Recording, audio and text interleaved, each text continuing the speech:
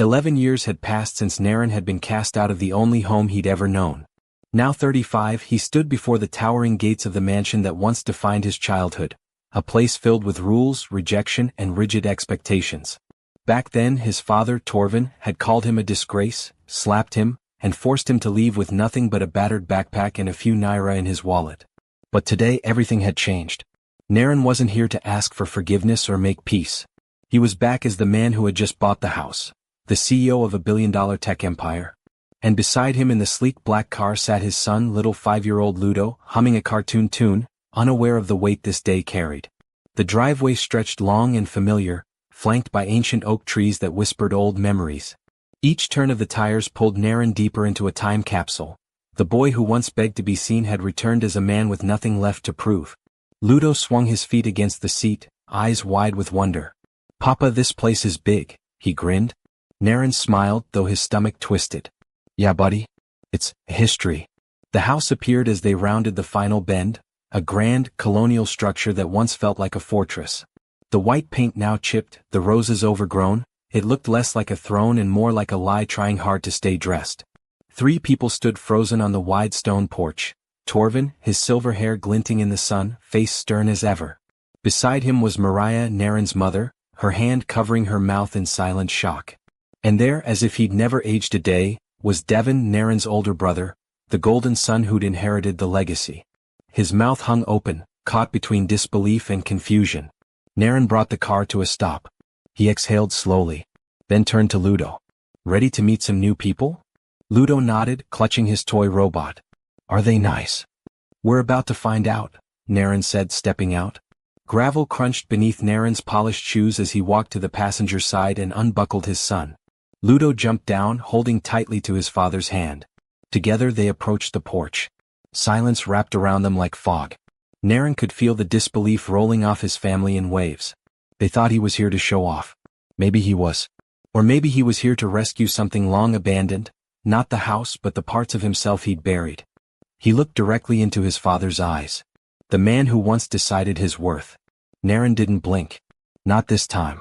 Torvin had raised his sons with a single unbending doctrine: legacy above all. And legacy to him meant Morgan Tools, the family company. A factory built by grit, sweat, and tradition. Torvin was its high priest, and the business was his holy altar. Devin, 2 years older than Naren, was the chosen one. He thrived on the smell of metal and oil. He memorized every client, every machine, every policy. Naren, on the other hand, was the heretic, the basement-dwelling tinkerer who dreamed of algorithms and microchips. He didn't want to sell hammers. He wanted to build the future. While Devin shadowed their father on the factory floor, inspecting gears and shaking hands with greasy palms, Naren was in the basement with a soldering iron. He wasn't lazy. He wasn't rebellious. He was just wired differently. At 14 he had built a primitive computer out of discarded parts. While Devin boasted about learning invoice systems, Naren was writing code that could predict supply chain delays. But Torvin never saw it. He never looked. In his eyes, Naren's quiet brilliance was nothing more than a phase, a childish distraction from his real responsibilities. One summer, during the annual company picnic, Torvin gave each son a task. Devin was to manage the parking, directing cars, assigning spots, showing leadership. Naren was handed the malfunctioning sound system. It was old, buzzing with feedback and tangled cords. Instead of just plugging it in, Naren rebuilt it. He resoldered connections, rewrote the audio controls on a home laptop, and turned the setup into something crisp and flawless. The crowd noticed. People smiled, danced, complimented the clear music. But when Torvin gave his speech, he clapped Devin on the back. "My boy kept things in order like a true Morgan," he said. Naren's name was never mentioned. The only person who ever saw Naren for who he was, truly saw him, was Micah. She wasn't rich. She didn't come from legacy. Her home was small, her hands always ink-stained from sketching designs in her notebook. Torvin called her a distraction. Mariah called her a charity case. But to Naren she was everything. She'd sit on the stool in the basement, her chin resting in her hands, watching him bring circuits to life. "Naren," she'd whisper, "your brain's a universe. Don't let anyone dim it." Those words stayed with him longer than any family lesson ever had. At 17, Naren made a final attempt to earn his father's respect. He spent the entire summer crafting a detailed 50-page business plan. It wasn't just theory. It included timelines, budgeting, simulations.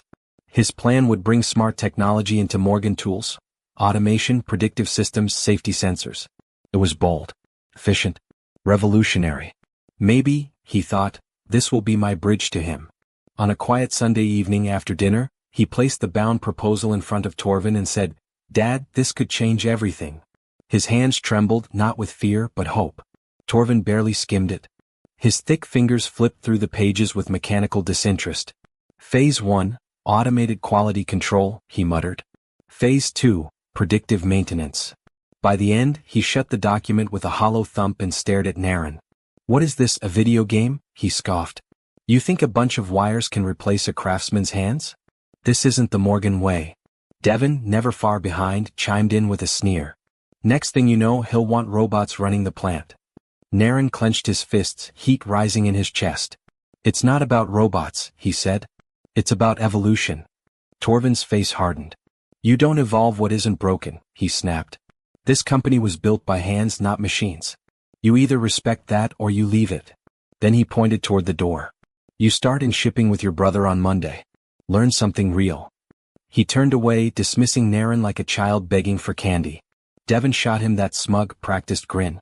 "Told you," he whispered as he followed their father. Naren sat alone at the polished table, staring at the proposal. It wasn't just a rejection of an idea. It was a rejection of him. That night, something inside Naren cracked. Not with pain, with clarity. He understood, finally and fully, that there would never be a place for him at Morgan Tools. Not as himself. He could either live under his father's thumb or leave entirely. The next day he began applying to the best tech schools in the world. MIT, Stanford, Caltech. He wrote his essays in the quiet hours of the night, fueled by anger and a vision for something bigger. Micah, his constant, edited every draft with a red pen and hopeful eyes. "You're not meant for this town," she said. "You're meant for the stars." Weeks later an envelope arrived. Plain. Thin. Nothing flashy. But inside were words that changed everything. "Congratulations, Naren Vale. You have been accepted to Stanford University on a full academic scholarship." He read the sentence 5 times before it sank in. He laughed. Then cried. Then laughed again. It was the moment he'd been chasing his whole life. Proof that he wasn't crazy. That his ideas had value. That he had a future. One he didn't need to ask permission for. But there was one more thing he had to do. He had to tell them. He found his parents in the study, dark wood walls, cigar smoke hanging in the air like a warning. Mariah sat reading. Torvin, as always, was buried in the business section of the newspaper. Naren stood in the doorway, heart racing. "Dad." "Mom," he said. "I've been accepted to Stanford. Full scholarship. I'm going to study computer science." The silence that followed was not shock. It was judgment marinating in quiet. His mother paled. His father slowly folded the paper and removed his glasses. Then, after what felt like hours, he spoke. "You did what?" "I'm not going to the factory," Naren said. "I'm not taking over Morgan Tools. I'm going to build something of my own." The words hung in the air like smoke. For a moment, nobody breathed. Then Torvin stood, not like a father but like a general addressing a deserter. "You are a Morgan," he growled. "And you will act like one. This fantasy ends now." His voice climbed. "You're not running off to play games with machines. You're staying here. You'll tear up that letter. You'll enroll in the local business program. And you'll report to Devon at 6 a.m. sharp." Naren didn't move. His chest rose and fell in steady defiance. "No," he said, calm but firm. Torvin blinked. "What did you just say?" "I said no," Naren repeated, louder this time. "I'm not giving up my future to live out your dream." The silence cracked open, thick with disbelief. Torvin's jaw tightened. "You are a disgrace," he snarled. "After everything this family has given you, our name, our blood, you turn your back on us for coding?" Naren's voice shook, but his eyes stayed locked. "You never gave me anything that didn't come with a leash." The room exploded. Torvin's hand flew through the air and struck Naren hard across the cheek. The sound echoed like a gunshot off the study walls. Naren staggered back, pain blooming across his face. He tasted metal. But it wasn't just the slap that hurt, it was the betrayal. This was the man who once held his hand crossing the road, who taught him how to ride a bike. Now that same hand had become a weapon. Naren turned slowly, eyes burning, cheeks swelling. His mother stood frozen, lips trembling. She said nothing. Did nothing. Her silence cut deeper than the slap. She didn't reach for him. Didn't cry out. Didn't stand between them. She let it happen. That's when he knew he had no home here.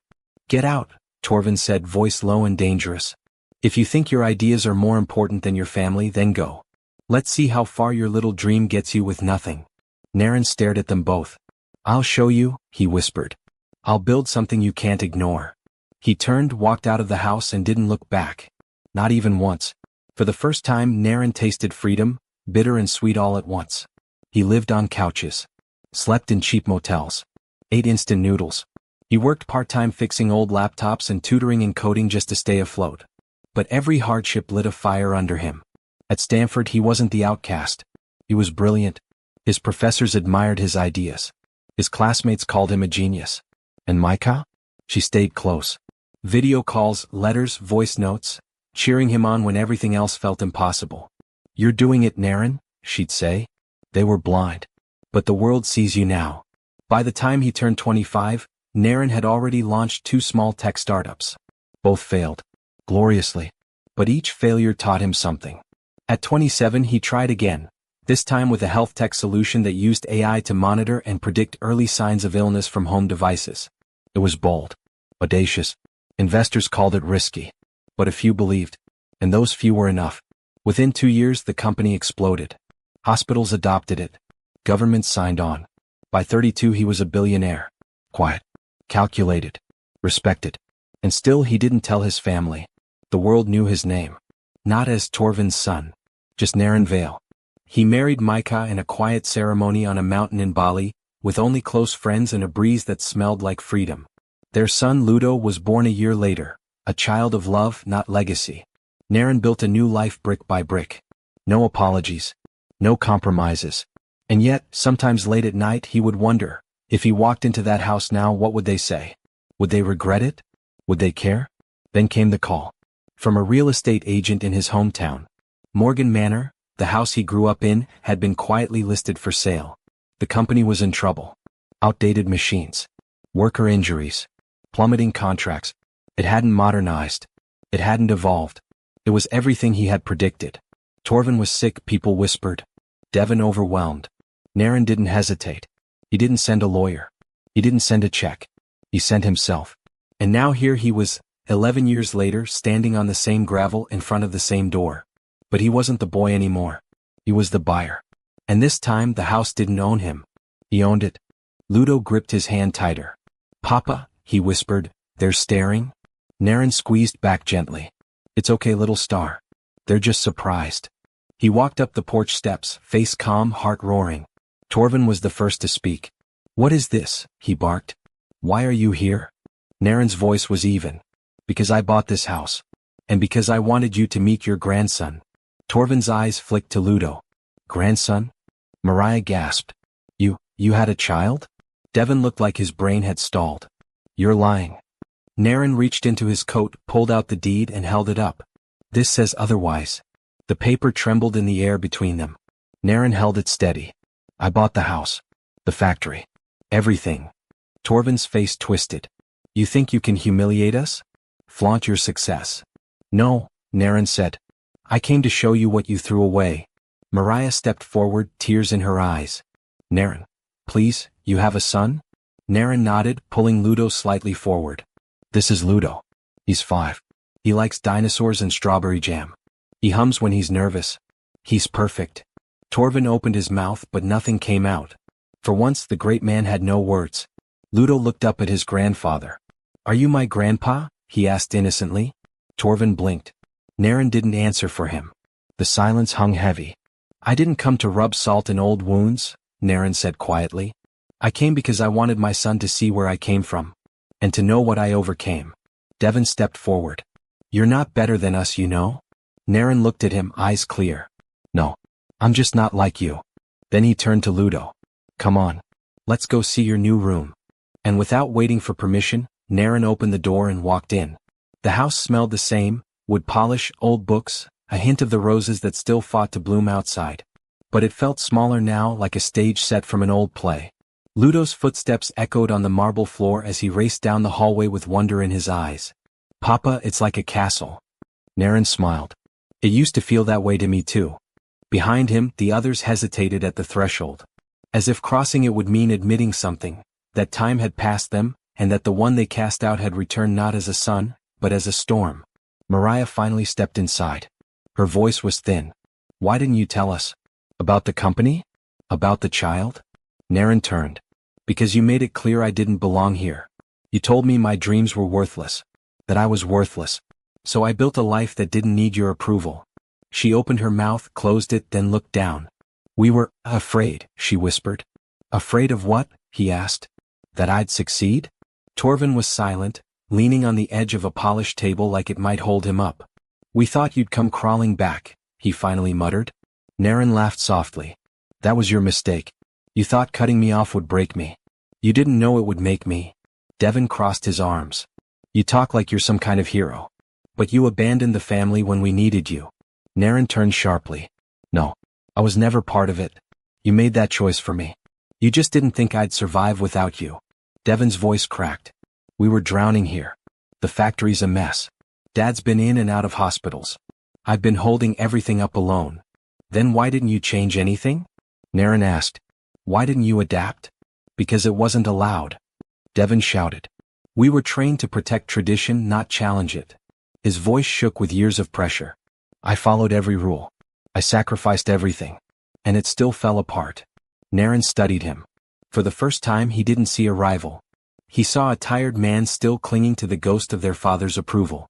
"We were both raised in a prison," Naren said gently. "But I chose to escape. You chose to guard the gate." Devon's shoulders sagged. The fight drained from him. "So what now?" he asked, almost in a whisper. Naren looked around the room. The house. The legacy. The pain. "Now," he said, "we build something new. Something real. Something that doesn't erase people like me." Torvin chuckled bitterly. "So that's it? You take everything and rewrite history?" "No," Naren replied. "History stays.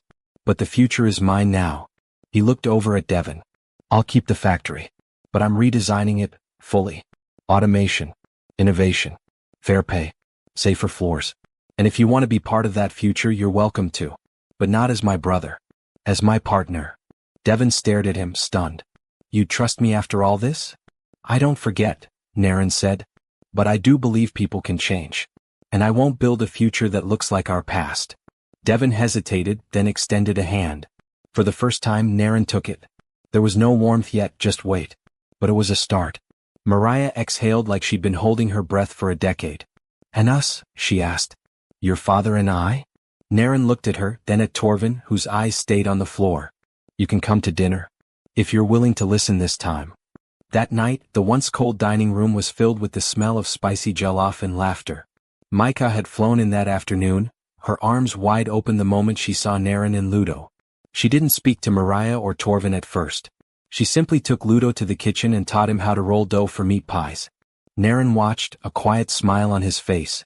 Later, when Micah sat at the table across from Torvin, there was a pause. Then, without a word, she passed him a bowl. It was the smallest of peace offerings, but peace has to start somewhere. Torvin didn't speak much during dinner. But he listened, truly listened, as Ludo described his robot toys and Micah shared stories of their travels. Naren spoke about the new factory plans, about turning Morgan tools into something that could lead the future instead of clinging to the past. At one point, Torvin looked up. "You're building something big, aren't you?" Naren nodded. "Not just machines," he said. "A new kind of legacy." Torvin's eyes softened just for a moment. Maybe I was wrong," he muttered. It wasn't an apology. But it was the closest he'd ever come. As the sun dipped low behind the trees, Ludo curled up on the couch, fast asleep. Devon stood at the window, sipping tea, lost in thought. Micah cleared plates while Mariah offered to dry. Naren stepped out onto the porch alone, feeling the wind on his face. He looked at the house, old, cracked, worn, and smiled. He had returned to where it all began, not to seek revenge but to reclaim his voice. And he had done it. Not with anger. Not with fire. But with patience, vision, and love. The same things they once called weakness. Torvin joined him silently, standing beside him in the soft dark. "He's a good boy," he said, nodding toward the window where Ludo slept. "He is," Naren replied. "He's everything I needed at his age. Safe. Free." Torvin exhaled heavily. "I don't know how to fix what I broke." Naren shook his head. It's not about fixing. It's about not breaking the next thing. They stood together for a long time, not as father and son, not yet, but as two men who had finally started to understand the cost of silence. A few days later, Naren stood on the factory floor, the place he once feared, now filled with the promise of something new. The air still smelled of metal and oil, but the noise was different. Softer. Controlled. Screens blinked with data. Machines moved with precision.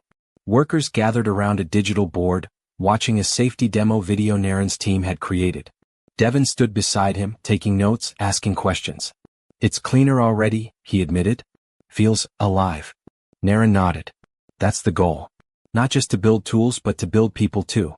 To build a culture where nobody's invisible.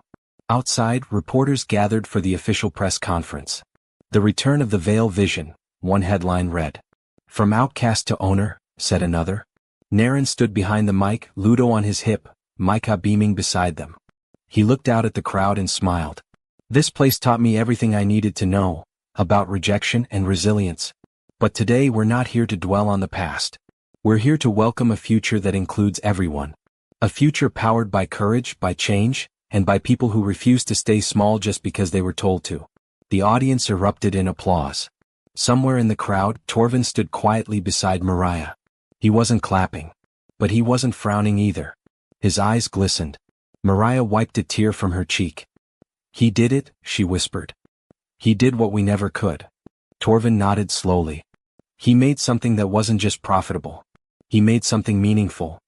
Devon approached them, holding 2 visitor passes. You coming inside? He asked.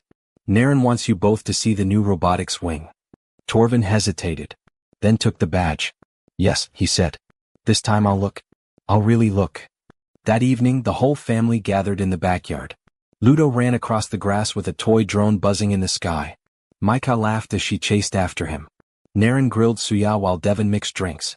Mariah sat in a lawn chair, finally relaxed. Torvin watched them all, a soft pride blooming on his face. He walked over to Naren. Your son's brilliant, he said. He's got your mind. Naren smiled.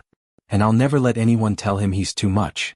Torvin reached into his pocket and handed him something, the old Morgan Tools keychain.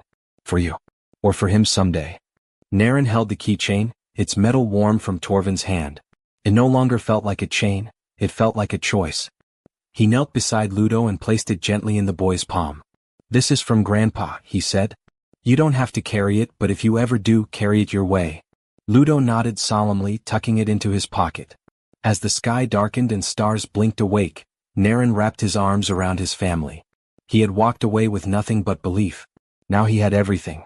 Not because he followed legacy, but because he created his own. Every story carries a lesson. If this one moved you, tap subscribe, so you never miss the next twist in the journey.